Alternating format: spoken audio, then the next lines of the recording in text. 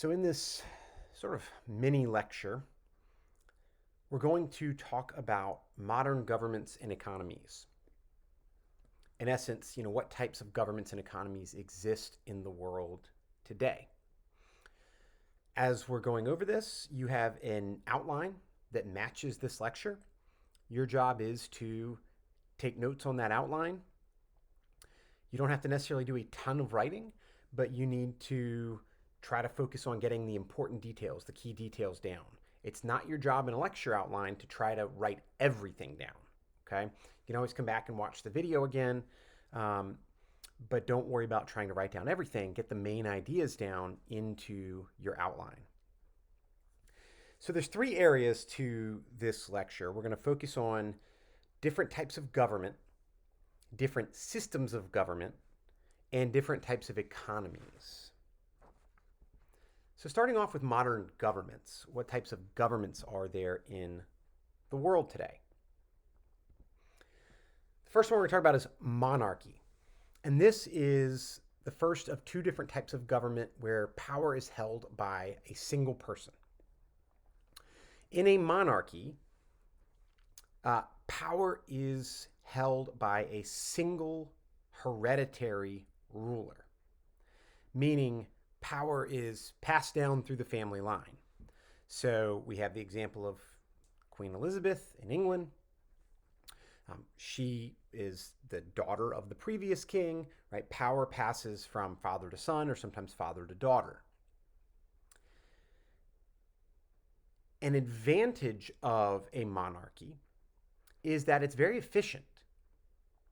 You have one person making the decisions. So that person, the king or the queen, can make those decisions very quickly. It's also advantageous to have a clear line of succession. So in other words, you know who the next ruler is going to be. There's no debate, there's no arguing, there's no question about it. You already know. So we already know who the next king of England will be. So that makes it so that it's kind of stable. You know what's coming next. A disadvantage of a monarchy is that if the king or queen is bad, you're just stuck with them, right? You either have to wait until they die or they, sometimes maybe they'll be overthrown, right? But that usually is violent and takes revolution. A second disadvantage is that it can be really difficult for one person to rule over an entire country, especially if it's a larger country. So those are some disadvantages. The second government where one person holds the power is a dictatorship. And there aren't a whole lot of these in the world today, but there are some. The definition of a dictatorship is a government in which power is held by a single ruler who takes over by force. So a single ruler who takes over by force, rules by force. And so, some of the more recent historical examples are, Hitler in Germany or Mussolini in Italy, the two fellas in the picture here. We often think dictatorships are bad, and usually they are, but even a dictatorship, there are some advantages. Just like with a monarchy, a dictatorship is very efficient. There's one person making the decisions, so the ruler can make decisions quickly. And dictatorships can maintain peace and security. Right? It sounds kind of strange, right? But when there's one powerful ruler in charge, that person often has firm control over the military and can provide peace and security to the country. Disadvantages, however, there are some obvious disadvantages. Often the biggest disadvantage is that the dictator abuses their power. Right? They use that power very unfairly. And a second disadvantage is dictatorships are generally very violent. If you speak out against the dictator, if you don't agree with the dictator, then people are often thrown into jail or even executed. Dictatorships, they rule by force, and so they're usually pretty violent. The next two types of governments are governments where power is held by a small group of people. So the first of those I'll talk about is a single party state. In a single party state, the definition of a single party state is a government where power is held by a small group of leaders of the only political party. Power is held by a small group of leaders of the only political party. So a good example of that would be communist Russia, right? And even today, communist China, right? There's only the Communist Party. There's only one political party, and there's usually a small group of leaders at the head of that party, and they really hold the power. An advantage of this type of government is, once again, efficiency. When there's only one political party, there's very little argument, right? Whatever that political party wants to do gets done because there's no other party to oppose them or run against them. A disadvantage, however, is that if you disagree with that political party, then you really don't have any voice in government, right? In communist nations where there's just the Communist Party, if you disagree with that party, it's not like you can vote for someone else, right? There's just that one party. The second type of government where a small group holds the power is a theocracy.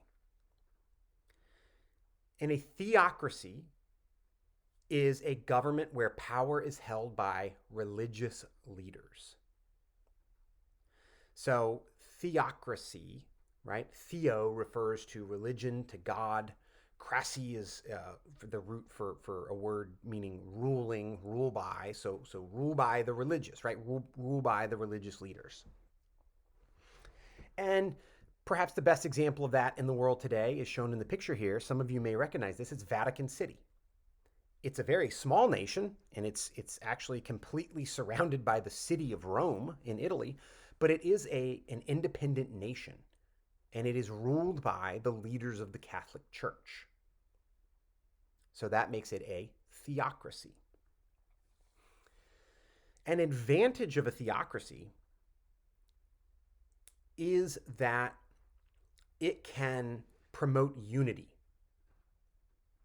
because the leaders are going to pass laws that are in line with people's religious beliefs, right? The rules, the laws are going to be in line with people's religious beliefs. On the flip of that, a disadvantage is that if you're a minority in a theocracy, if you live there and you're not a member of that religion, if you follow a different religion, then you could be persecuted, right? You could be picked on, you could be maybe jailed or exiled or maybe even executed. Theocracies tend to have a history of persecuting minorities, persecuting those that don't agree with the main religion. Our last two types of government are more familiar to us, and they are governments where power is held by the many, and so that is democracy. And there's two different types of democracies. The one that we're most familiar with is presidential democracy. In a presidential democracy, power is held by the people, right? Power is held by the voters. And voters will choose lawmakers. They directly vote for lawmakers. And they also directly vote for the main leader of the nation, the president. So as you see here in the picture, right, the voters get to vote for two different branches of government, right? They vote for the legislative branch, the lawmakers, and then they separately vote for the executive branch or the president. An advantage of this is that presidents tend to be more responsive to the people in this way because they're directly chosen by the people. And the president and the lawmakers are in two different branches, so they can block each other. They can check each other.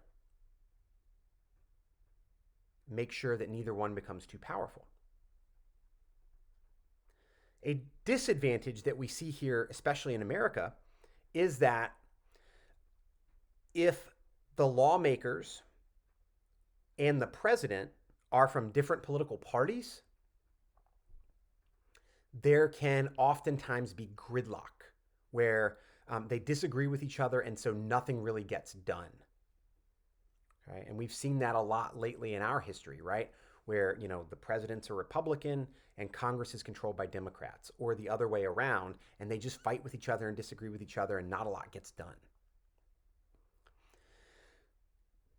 A different system of democracy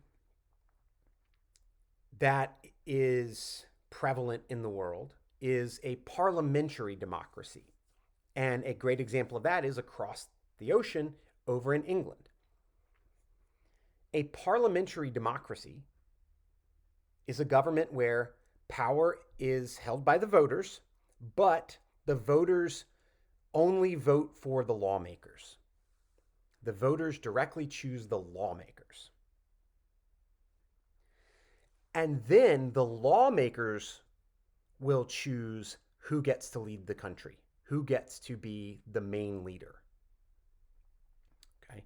And in a parliamentary democracy, that person is usually called the prime minister. Okay? So again, the voters pick the lawmakers, and then the lawmakers pick someone from amongst themselves to be the main leader of the country. An advantage of that is that you don't have that gridlock. It's easier to get things done because the lawmakers and the prime minister are always from the same party.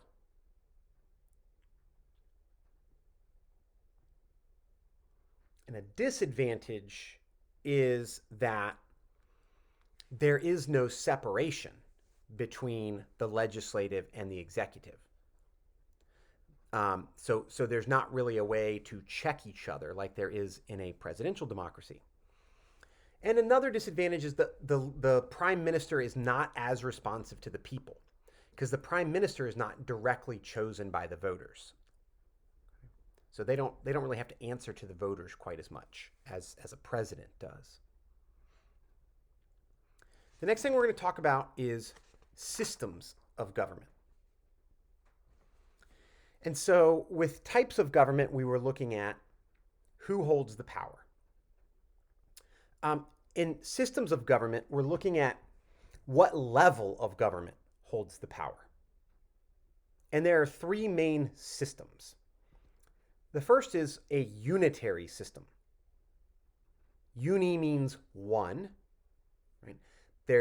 In any country, there's only one national government or central government. So in a unitary system, the definition is where all of the power is given to the national government, right? All the power is given to the national government. And then the national government can tell state or regional governments what they're allowed to do and not allowed to do.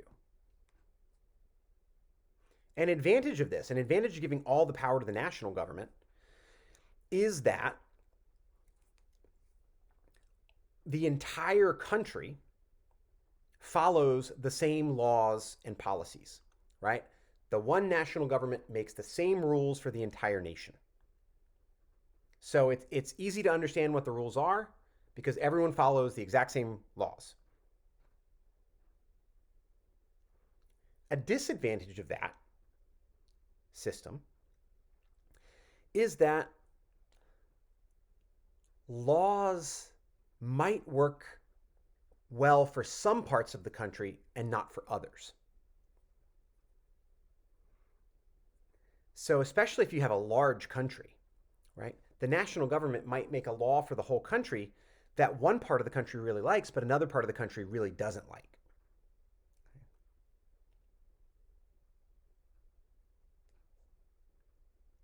The kind of opposite of a unitary system is a confederal system.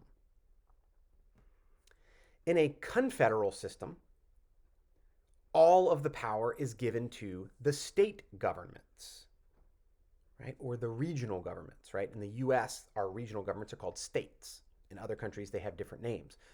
But all the power is given to the state governments. And then the state governments decide what the national government is allowed to do. Right? An advantage of this is it provides flexibility. States get to make up their own rules that work best for them. So for example, Florida might, make a rule that works really well for Florida, and it doesn't apply to Alaska because that same rule might not work well in Alaska. They each get to make up the rules that work best for them, pass their own laws. A disadvantage is that oftentimes this keeps the national government too weak, right? If all the states have their own power, then usually in a system like this, the national government is really weak, and that can lead to problems. Okay. You can also have in this system states kind of bickering and fighting with one another. So the third system is in between the two. Instead of giving all the power to the national government like a unitary system or all the power to the state governments like a confederal system, you have a split. And this is called a federal system. A federal system is a system in which power is shared between the national government and the state governments. Right? It's shared or it's split between the national government and the state governments.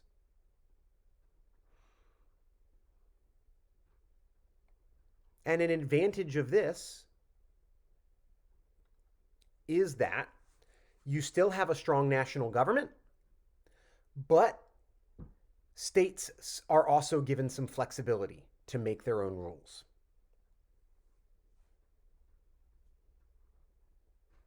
A disadvantage is that states might have laws that are they might come up with laws that are very different from each other, which can be kind of confusing.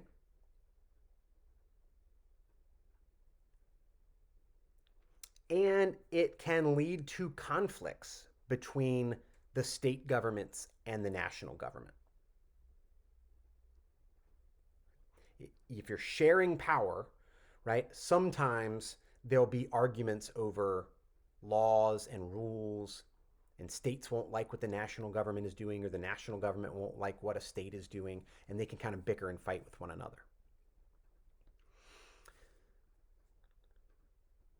The last topic we're going to talk about is economies. Okay, and economies, we're looking, at who makes things, what things are made, okay, and sort of the money aspects of a nation, what a nation makes, what it sells, things like that. And we're going to look at it kind of very basically here, different types of economies that exist in the world today.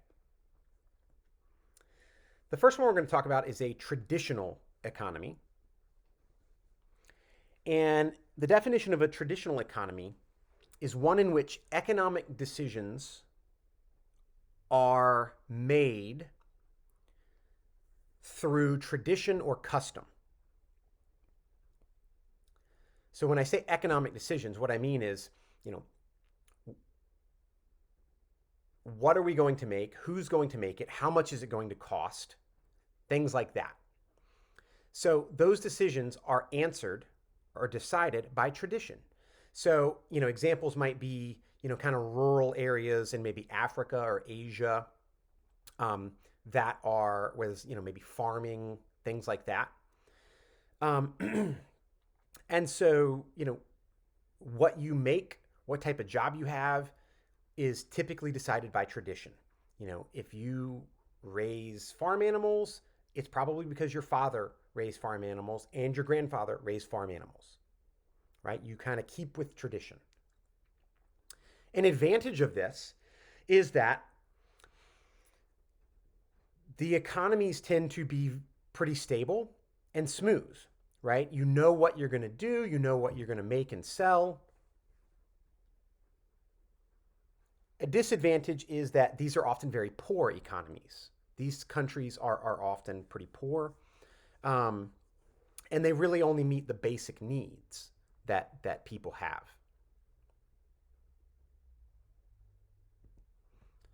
A second type is a command economy. And in a command economy, economic decisions are made by the government.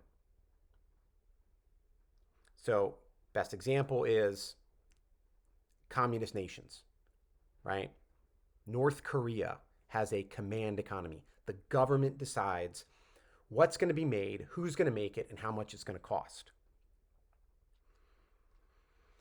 An advantage of doing this is that it's very stable, right? The government's in total control, so the command economies tend to be very stable. And another advantage is you can give a job to everyone who wants it. You can have 100% employment.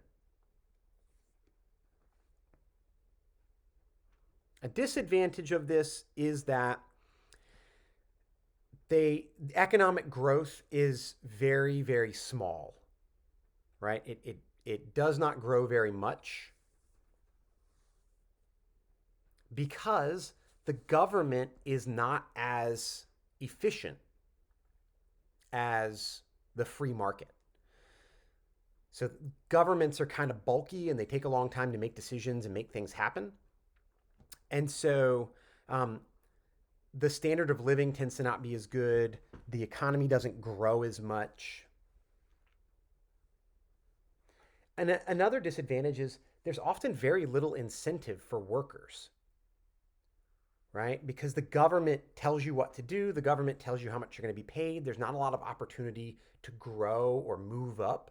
And so workers tend to be kind of like, I'm not really going to put a ton of effort into this because the government just decides for me what I'm going to do. I don't have a chance to grow.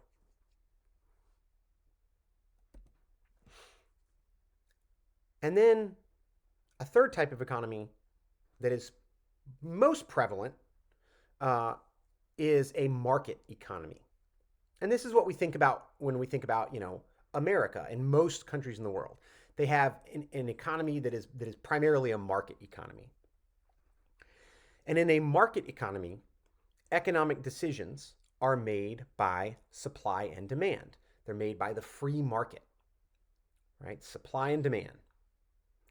Consumers get to choose, right? Buyers make the decisions.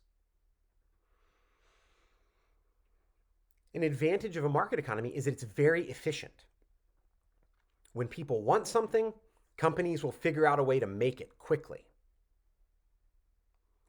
And another advantage is that market economies tend to grow much faster. They tend to have high standards of living.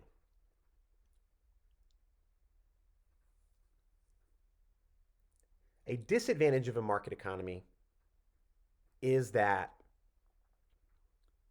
they can be unstable. They grow pretty quickly, but they also go through these periods of up and down, right? So think about like the Great Depression in the 1930s, right? Or the Great Recession that started in 2008. It'll go up, and then it might take a downturn, and up, and then a downturn. Overall, it tends to grow and go up, but it goes up and down. It's a little bit like a roller coaster. And another disadvantage that we certainly see here in America is that in market economies, there tends to be a very wide gap between the rich and the poor.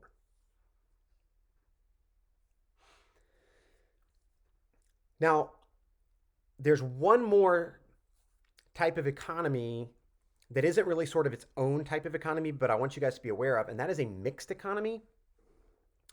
And I just want you to get down sort of a description of a mixed economy. which is a mixed economy is a mix between command and market, where there is some supply and demand and still some government control. And you don't really need to put advantage or disadvantages because the advantages and disadvantages are a mixture of the advantages and disadvantages of market and command, depending on how much market and how much command. So, for example, in China, they had a command economy and they started mixing in a little bit of market to help it grow. So they're still mostly a command economy, but they've added in some market. In America, we're mostly a market economy, but we do have some command economy built in, right? The government puts some restrictions in place, like minimum wage rules and food and safety rules. So there is a little bit of command. In reality, most economies in the world today are mixed. There's some mix of command and market. Okay. So this is a video. So obviously, if I went too fast, if you need to go back, rewatch parts of it, just make sure that you have at least one clear advantage and disadvantage for each of these topics. Make sure you have a clear description. And if there's any that you're confused about, maybe highlight them so we can cover them in class.